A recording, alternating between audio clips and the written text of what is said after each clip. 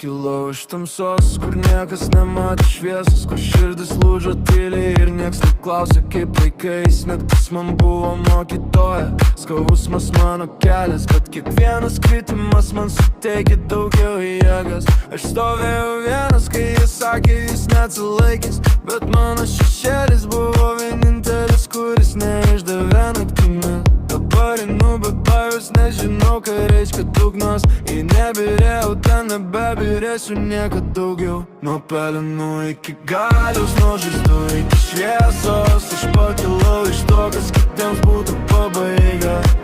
Man tai buvo naujos dienos pradžia, ir kai žiūri nesuprant ką, kaip išlikau, kai viskas griuvo. Mano skausmas tapo šarvais.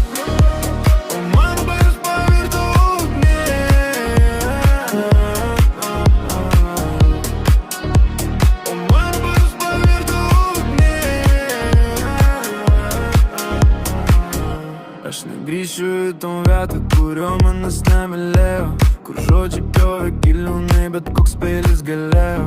Bet aš žiūriu į savį, kitoks žmogus žiūri atgal. Ne tas, kuris slėgia praeitis, o tas, kuris verčia jom kristi. Jie sako, kad pasikeičiau, taip aš užaugau skausme, bet verčiau keistis negu mirti tyliai savo sapne.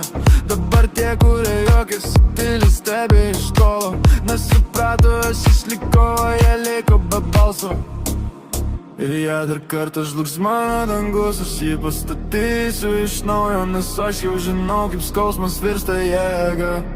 Kaip pelenai viską žmogum, o žmogus virsta galia.